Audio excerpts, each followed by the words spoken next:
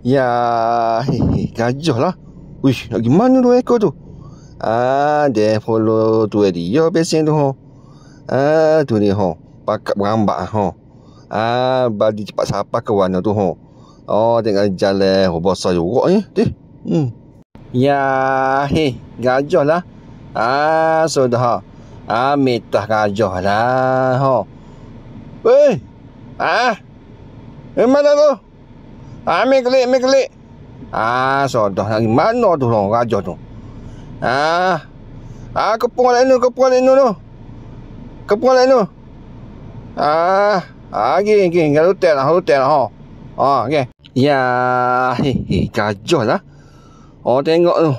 Gajah tu nyelai ho. Tak lemah kau gajah ni. Memang dia biasa dah duduk lari kan ni ha.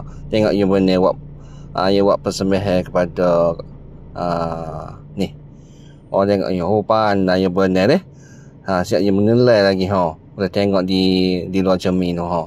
Tengok dia buat kaki dia gitu ha. Ya, gajah lah.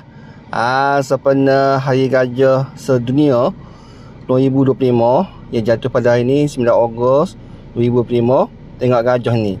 Dia tengok dia lukis. Tengok dia pandang lukis ni. Tengok. Ni antara satu kelebihan dia ha. Ya, gajah lah. Hai gajah, selamat Hari Gajah Sedunia 2025. Tengok gajah tu. Tengok dia gimana dengan anak dia ha. Dengan ditemani oleh tuan dia. Tengok ni. Jom kita follow. Tengok. Dia tak kok si, dia tak kena kok si ha tengok. Dia. Ya, gajah lah. Sudah gajah ni ha. Duk kejar kau tu lah, helak kau ke apa ha. Dia yang marah kau tu. Duk ganggu dia. Sudah ha. Dia tak ambak tu ha. Tengok tih jalan ha, tih ha. Ya, gajah lah. Jom kita tengok gajah tengah makan kenduri. Ni di pusat konservasi gajah kebangsaan Kuala Gadar, Rancam, Pahang ni tengok sebagai sepenuh Hari Gajah Sedunia pada tahun 2025 tengok orang buat perbarisan ni gajah. Ramai yang berkunjung di sini pada 9 Ogos yang lepas. Ni dia. Ya, gajah lah. Sudah nak melintah jalan lah. Pakat berhenti belakang ha. Bila luar pada gajah ni.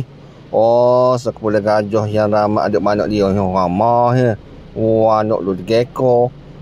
Tengok yang melintah jalan. Berhenti belakang tu. Berhenti.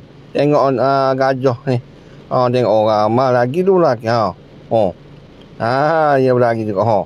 Takut juga kita pun. Set dia ha. Pakat berhenti belakang tengok gajah lah. Pak ni. Ada lagi Ada dah ke? Boleh dah slow-slow kita gerak ni ha. Ada.